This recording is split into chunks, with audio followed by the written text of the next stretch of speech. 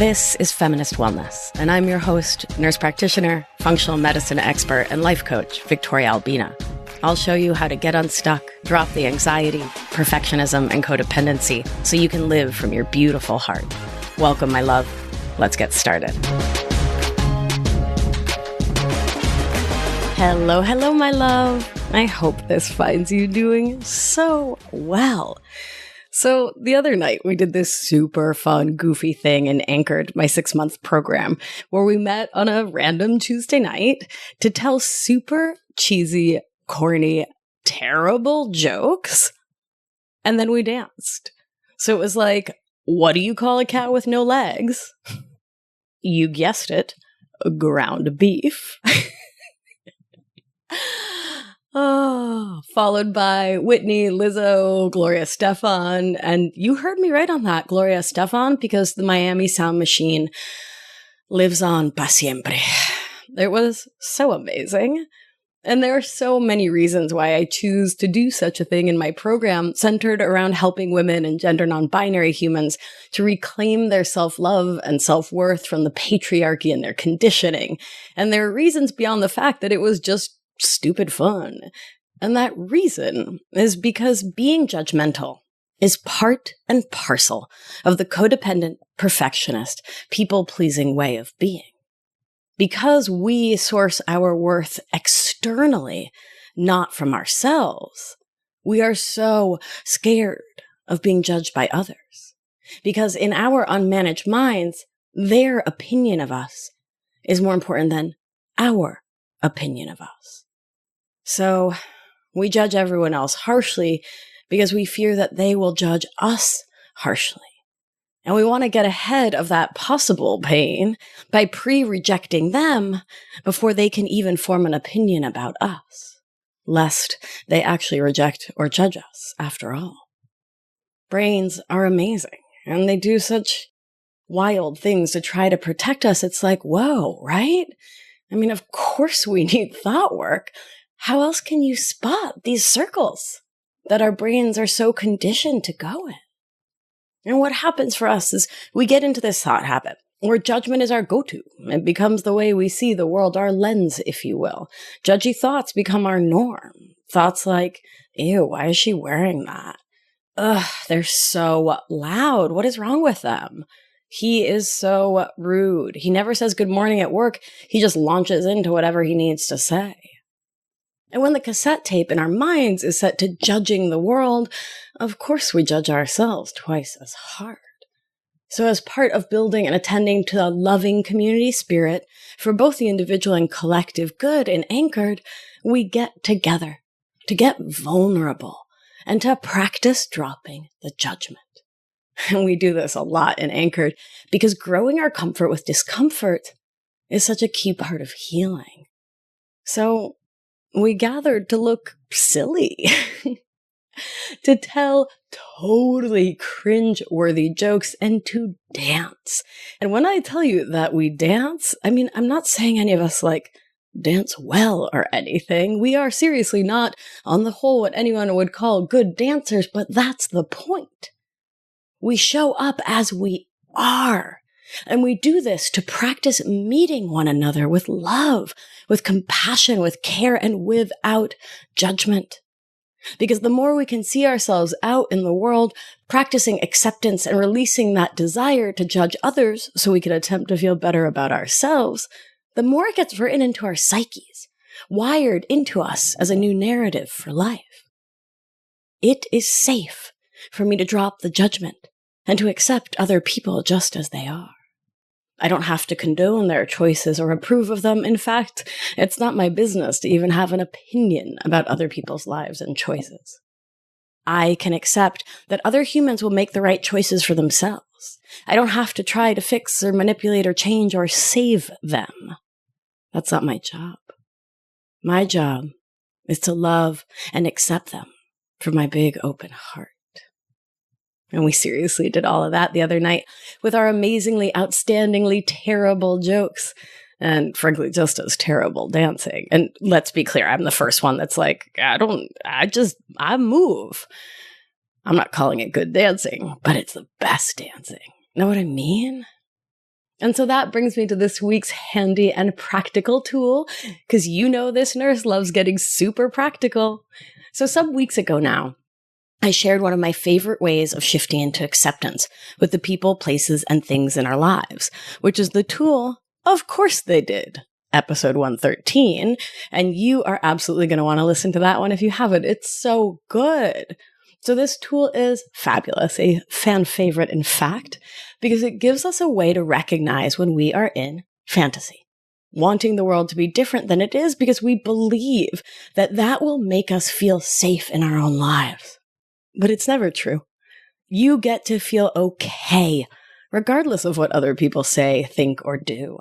And when you're anchored in yourself, when you have your own back and get real about what is, then you stop wasting your own time and energy judging others, judging the world, wanting to change the unchangeable, like you could turn the hurricane around.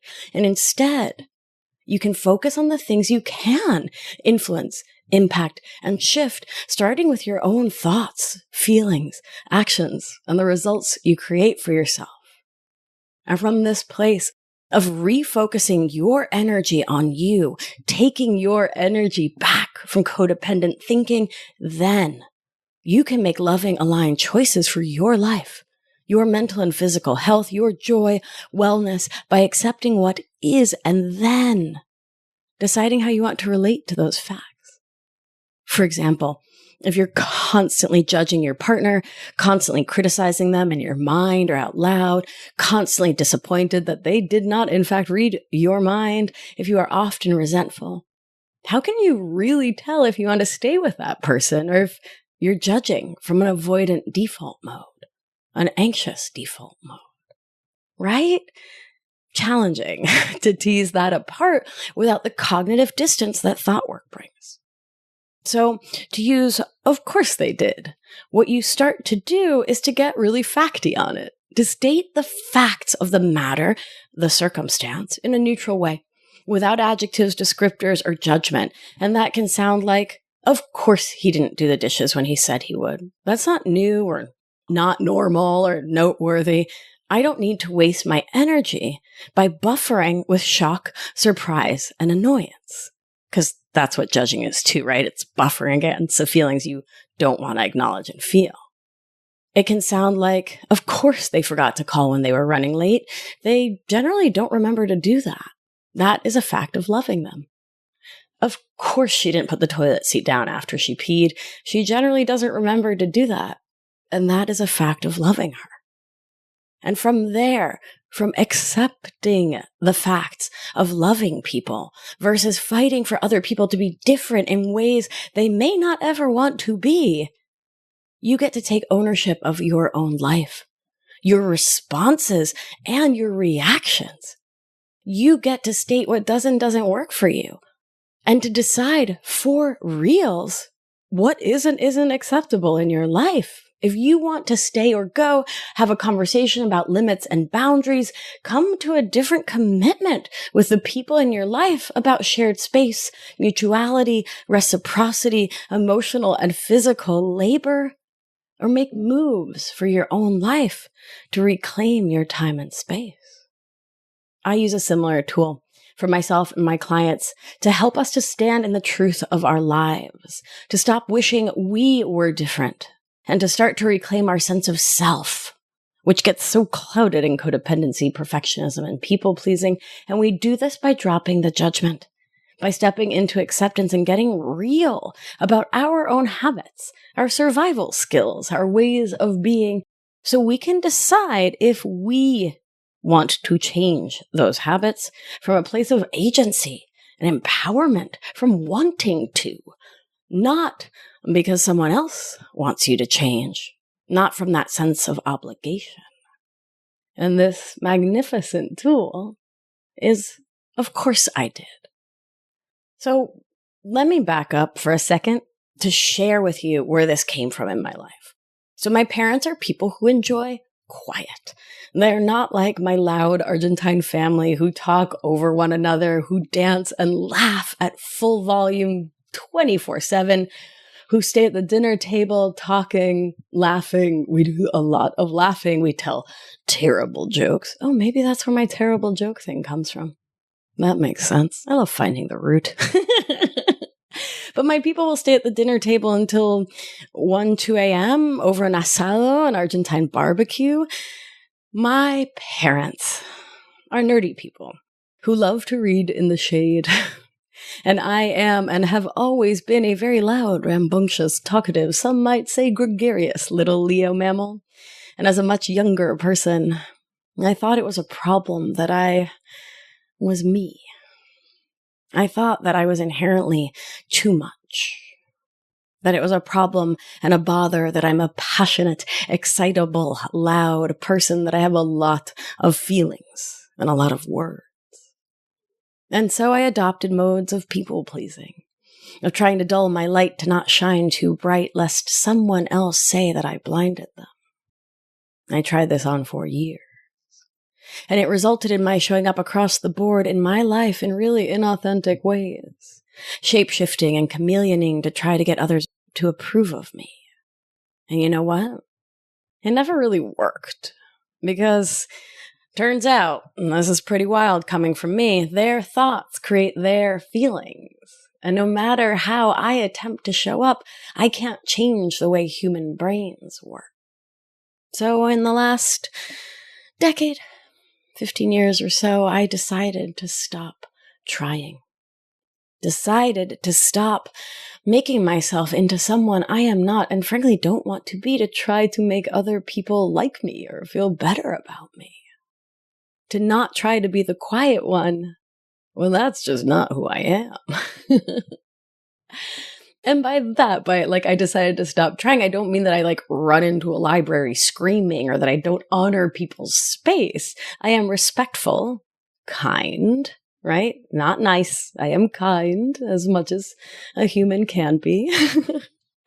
I know who I am and just what I'm capable of if I'm not managing my mind, so I manage it every day. I do thought work so I can show up in ways I can be proud of. And so instead of trying to change me, I work with me. So for example, a lover of mine is an introvert. They really need their quiet time. So I'm thoughtful about how much I talk at them. And they were over the other day, and I woke up with a lot of extrovert energy. So instead of talking their sweet introvert ear off, I took myself to the hardware store so I could talk to strangers, because I love talking to strangers because, come on, Leo extrovert.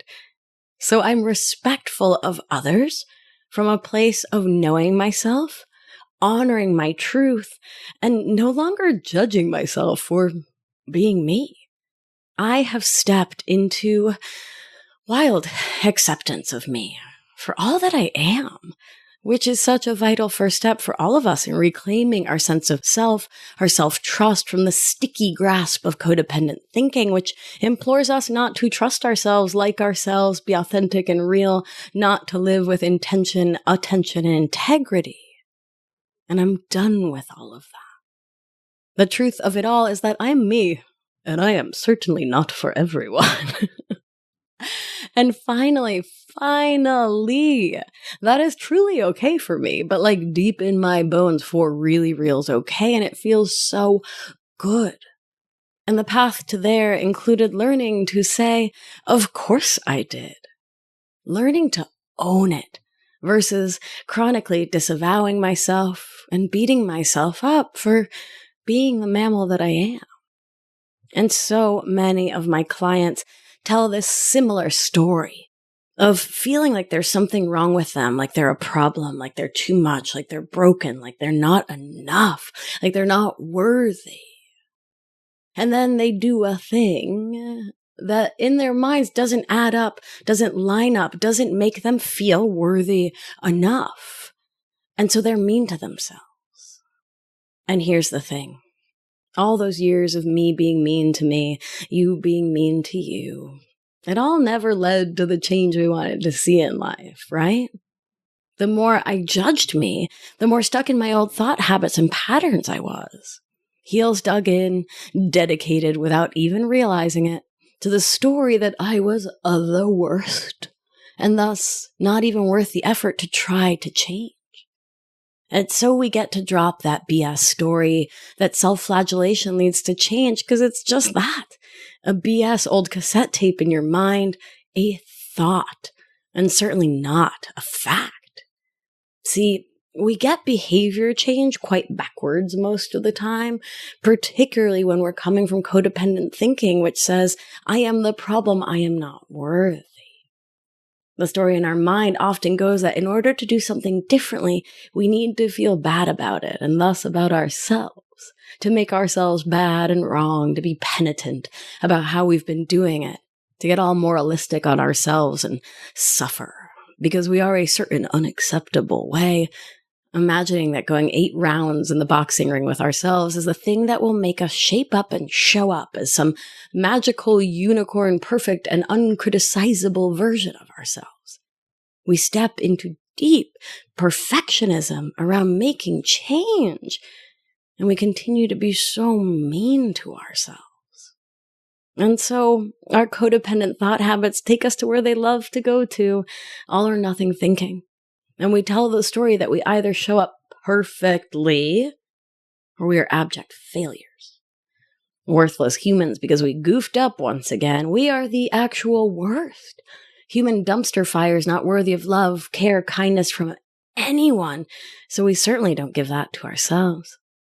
And then the real throwdown MMA style battle begins as we judge ourselves for what we did and then extra judge ourselves for judging ourselves because we totally know we shouldn't be judging, right?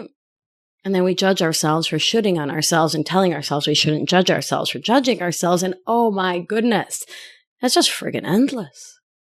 So what you get to do, my beauty, when you find yourself in this loop, is to pause, is to breathe, is to slow your roll for a hot minute before you perpetuate a second of violence against yourself once again. My darling, being mean to you never led to sustainable change. Frankly, because going into fight or flight with yourself isn't exactly going to lead to change. Ventral vagal is a much kinder and more effective place to start, wouldn't you say? So, what if you decided to bring in self-love, self-compassion? To say, of course I did that because that was what I knew how to do in the moment. That's what I was capable of doing then. And I want to learn a different way. And what if then you paused, put your hand on your heart if that feels supportive, and got real with yourself? What if you asked yourself why it makes total, logical, complete sense that you did that thing, reminding yourself that we're all just works in progress. We all come from the past we come from, and we're just mammaling along, trying to do this human life the best we can today, given the skills and experiences we have. That can sound like, of course I got defensive because defensiveness was modeled for me in childhood, and I want to learn a different way. Of course I didn't speak up for myself in that moment because I didn't know how to bring somatic practices in to regulate my nervous system, and I want to learn a different way. Of course, I was anxiously attached in that dating scenario and texted from that anxiety because I didn't know how to be secure in myself yet, and I want to learn a different way. Of course, I was avoidantly attached when I was dating them and didn't return their text for like 3 days because I grew up with so much anxious attachment the connection feels suffocating. And I don't know how to be secure in myself yet, and I want to learn a different way. This, my love, is the invitation to get curious. Starting from self-love, compassionate understanding, from embodied, somatic curiosity that truly holds no judgment and just wants to know what is up. You get to ask these questions. Because of course you did. Of course I did too. And we get to drop the story from our mind, body, and spirit that you should have done it any differently so you can get real around how you showed up and why and what you want to do differently for the future. You likely did whatever you did because you didn't know how to manage your mind in that moment, how to get neutral about the circumstance, how to identify that habitual, codependent, people-pleasing, perfectionist thought that got into your mind from your family blueprint, your conditioning, socialization. And you didn't know how to identify and process the feeling that came from that thought through your body. How to connect somatically with the sensations that arise along with that feeling. So my darling, you took action and created a result in your own life that you might not like or want to repeat.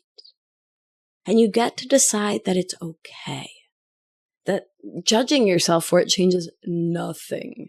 Wishing it was different changes nothing. Owning it, accepting it, getting real with it, doing thought work and somatic practices around it opens up your internal capacity, the capacity within your nervous system to do it differently next time and to apologize now if you need and want to yourself or others. And that starts with owning it and showing up with self-trust to truly have your own back and to mean it, to be your own best friend. Your own most loving parent to your perfect inner children, to learn and grow, to evolve and change, to step into your power, to be kind to you, while being firm and loving, and to create and allow the space so you can do it differently next time. Of course you did, baby. Of course I did too. We were doing the best we could with the skills we had, and judging us for our past mistakes, our recent F-ups does nothing to change the past, present, or future. Instead, my darling, try on being compassionate for you. Listen, if it's not resonating, try it as an experiment, right? Try choosing kindness. It sure can't hurt, and it's worth a try. It might just help you actually love yourself enough to find the motivation within you to make change without being your own worst enemy. Because my beauty, of course you did. And of course I did too. If what you've been hearing on Feminist Wellness is resonating for you, I want to invite you to check out Anchored. It's my 6-month program where we dive so deep on all of these issues. We really get into the nitty-gritty, and I show up each and every week to relentlessly, fearlessly have your back, to coach you, and to help you to see things like this, right? Like that we beat ourselves up, things we can't see always so clearly while we're in the midst of living it. Anchored is my favorite place on earth. It is so amazing. And it's 6 months in community with breath work, thought work, somatic practices. It is the only wraparound, truly holistic codependency, perfectionism, people-pleasing healing program I've ever heard of. Definitely the only one run by an absolutely gorgeous Argentine. So check it out. I'd love to have you join us.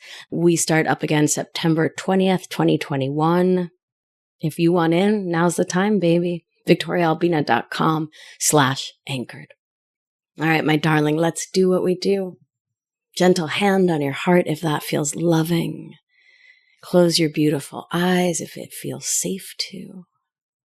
And remember, you are safe, you are held, you are loved. And when one of us heals, we help heal the world. Be well, my beauty. I'll talk to you soon. If you've been enjoying the show and learning a ton, it's time to apply it with my expert guidance so you can live life with intention without the anxiety, overwhelm, and resentment so you can get unstuck. You're not going to want to miss the opportunity to join my exclusive, intimate group coaching program. So head on over to victoriaalbina.com/masterclass to grab your seat now. See you there. It's going to be a good one.